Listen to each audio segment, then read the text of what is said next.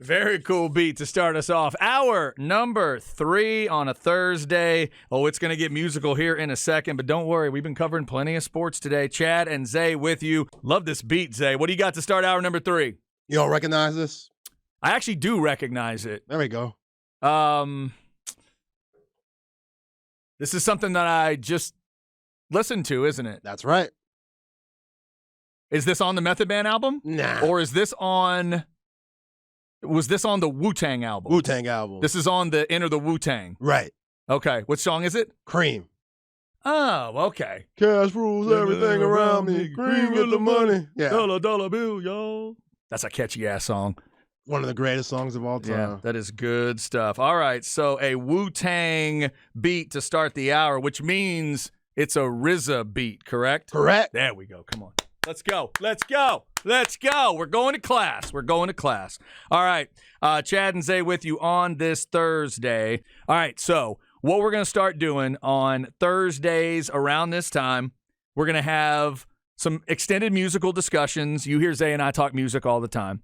And a little while ago, Zay set out an idea where he thought, well, first off, for some reason, Wu-Tang Clan came up, and you decided I need to listen to the first record. So I did, and then you said, well, now you need to just listen to the solo stuff, because there's a solo member that has their own album right after that, and started telling me about, RZA's vision for it and everything. It's like, all right, I can get into that. So I have been tasked with listening to the albums, I'm going to go in order, starting with Method Man, ending with Iron Man, which is Ghostface Killer. Okay. So I'm going to do that, and I'm going to talk about the Method Man, album here. And then we decided that I should pick 5 albums that Zay should listen to.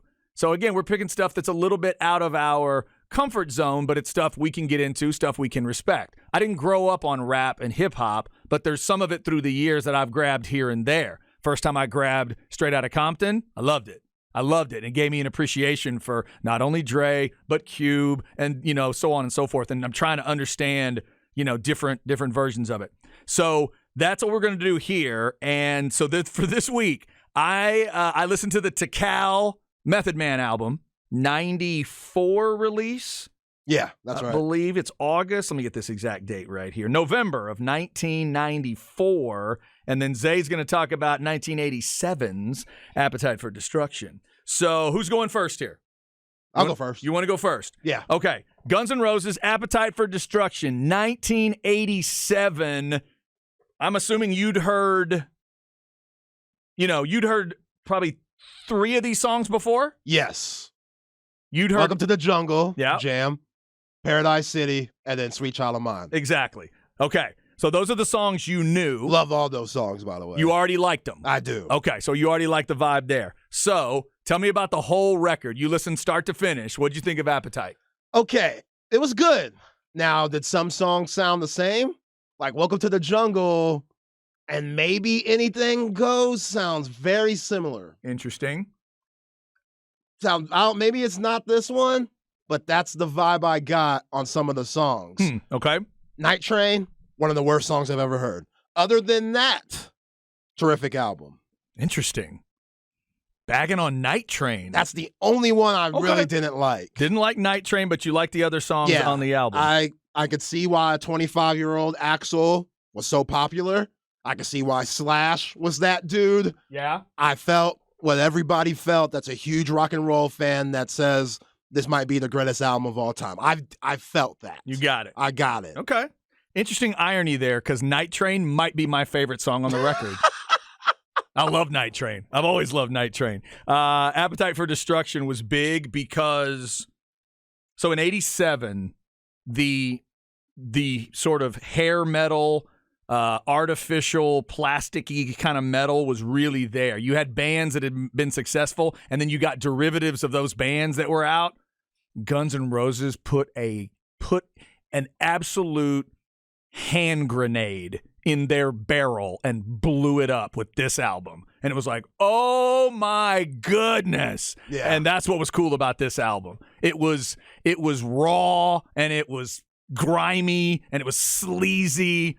This is the best example of sleaze metal I could ever give anybody. Some bands got called sleaze metal. This is what sleaze metal should have been. Just dirty, grimy, we don't care. Here's what we're going to sing about. And you heard some swearing in there, right? Yes. It got a little raw It got a little raw. I was like, oh, whoa, okay. Right? Yeah. There you go. Yeah, All this right. is Brownstone's pretty good. Now, in this song, it's so easy. Is this Axel?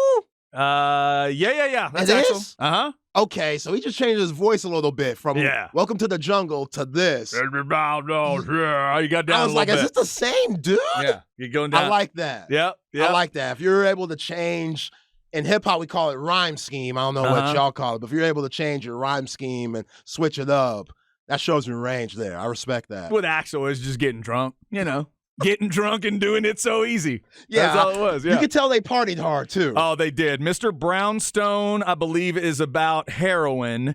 And then which one? One of them's about heroin. One of them's about alcohol. Night Train is alcohol.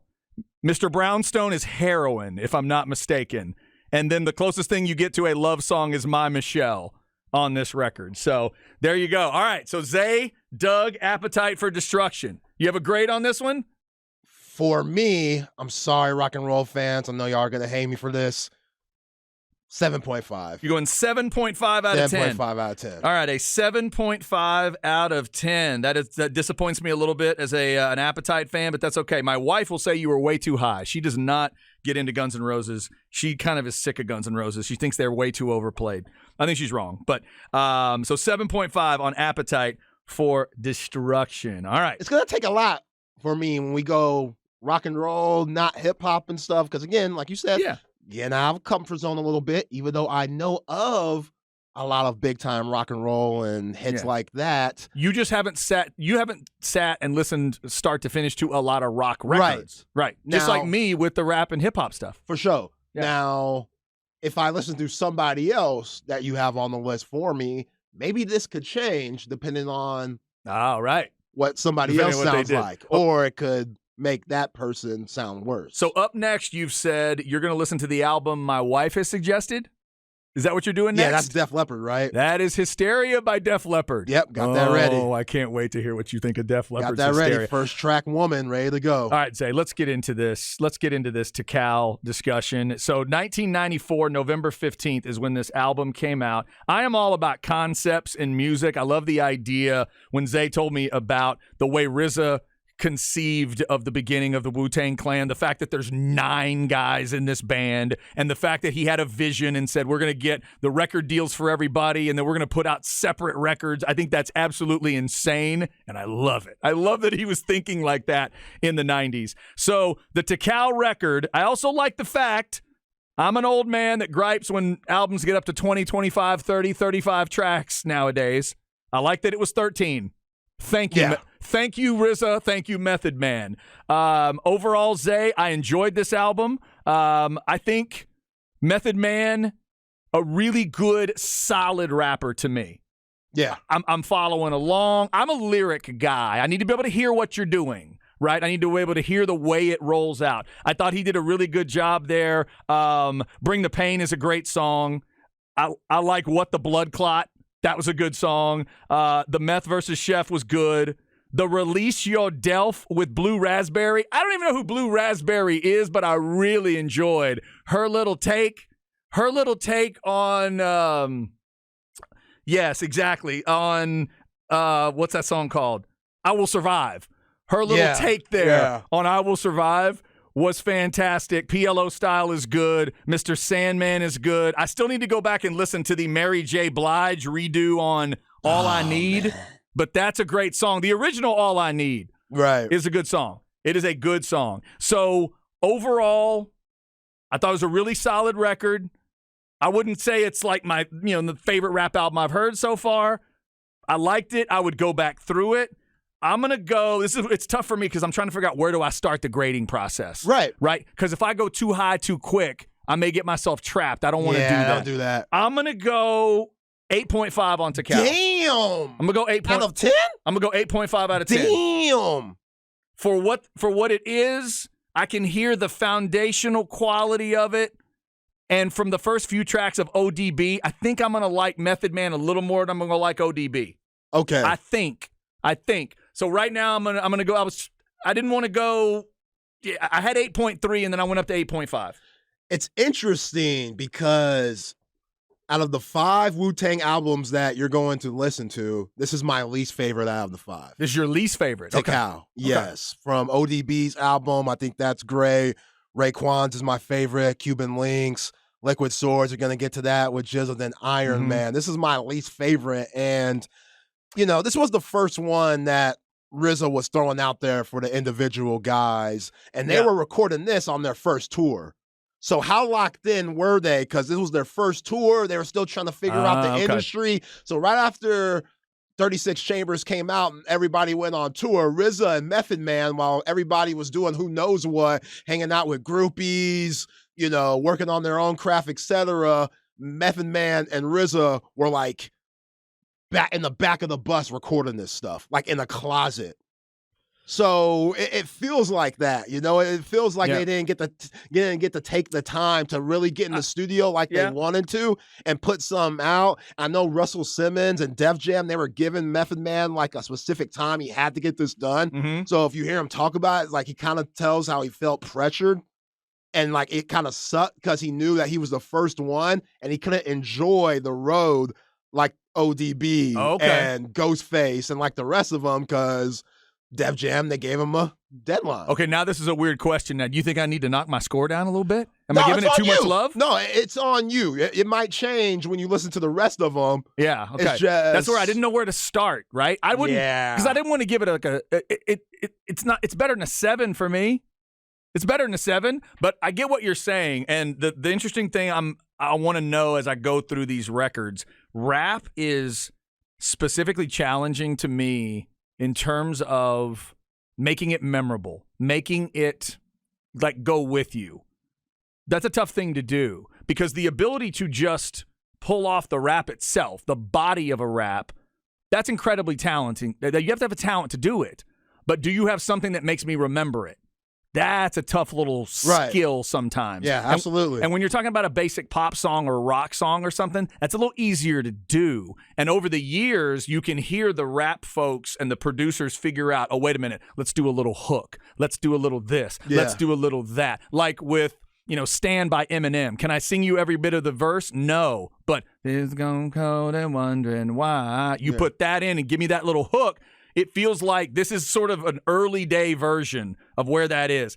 I don't know how much of this Method Man stuff I will remember, and it will come back to me in my mind, if that makes any sense. Like when Def Jam saw Wu-Tang and everybody, all the record labels were picking and choosing who they wanted out the group, and they saw Meth, they were like, okay, this guy, great looking, the women are going to love him, so we could flip it that way. Yeah. But also his hooks are incredible. Like Ice Cream and Cream, Casuals, everything around me. No, that's a great example because that stays with you. That stays with you. Forever. That's what Def Jam was thinking. I'm not saying Method Man is bad or anything, but they were like, okay, that is special right there. Now, is his lyrics going to be there to make songs like that? Yeah. Will he need the crew?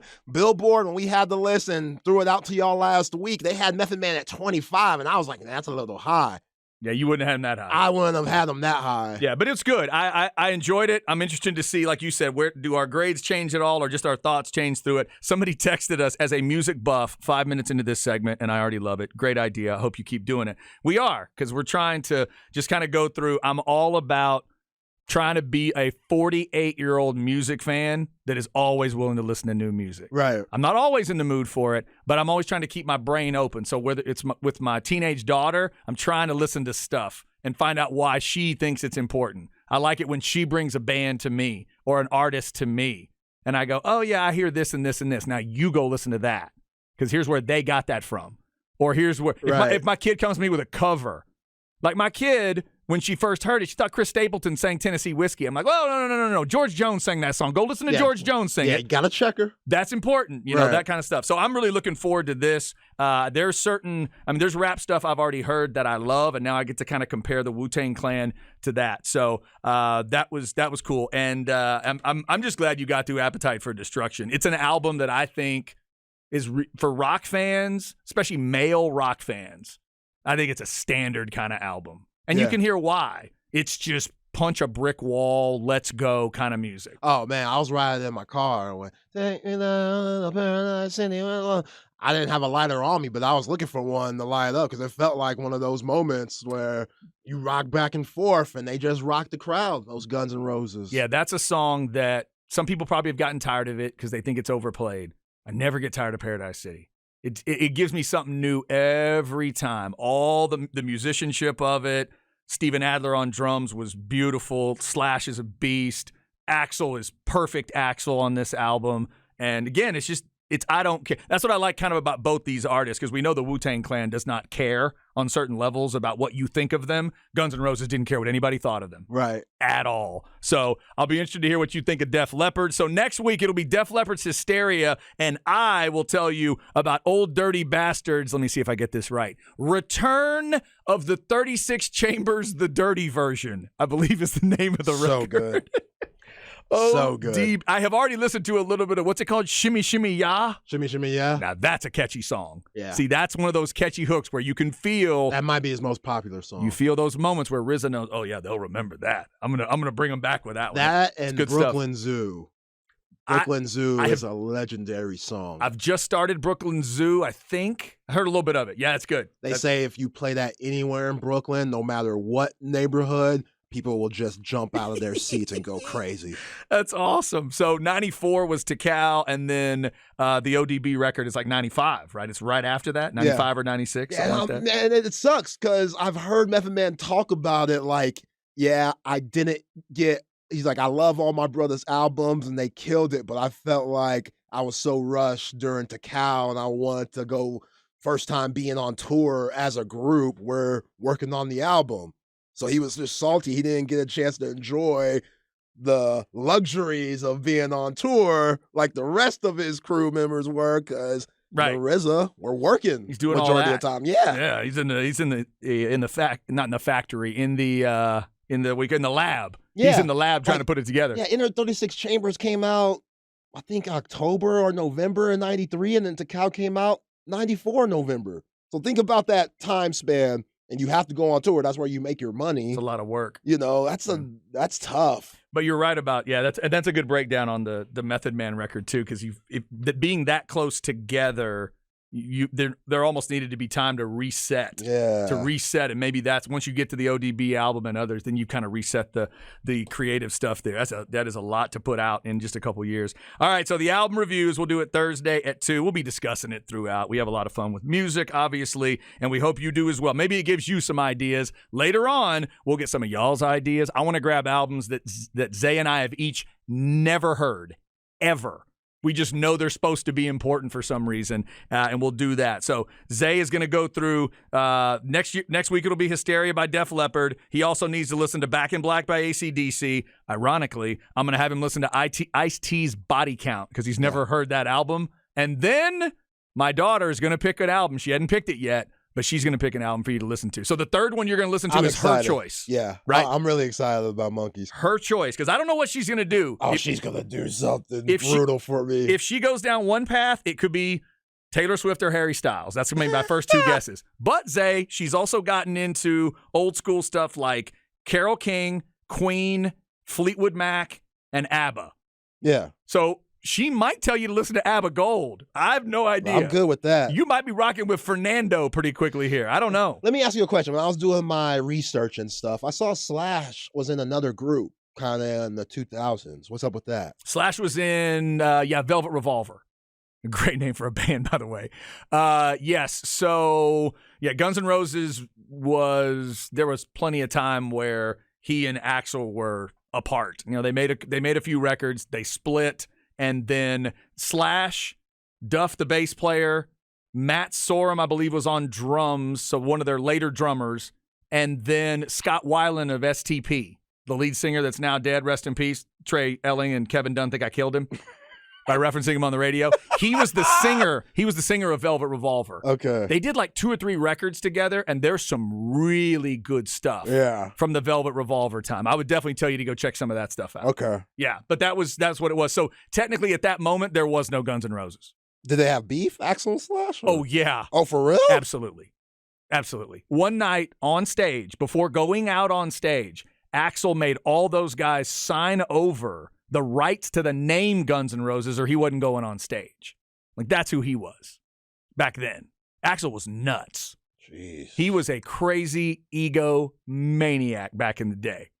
Supposedly held them hostage for the band's name. So he had the Guns N' Roses name for years and years and years. So Slash had a solo project called Slash's Snake Pit and stuff like that. He couldn't call anything Guns N' Roses for years and years. Then eventually Axl came back around. The band did a little something. Axl filled in for AC/DC when their lead singer couldn't go and different things like. So Axl's matured over the years, but it took a while. Took a long, long while. Yeah, when drugs get involved, kind of alters your decision making. Absolutely. The drugs and alcohol definitely changed them.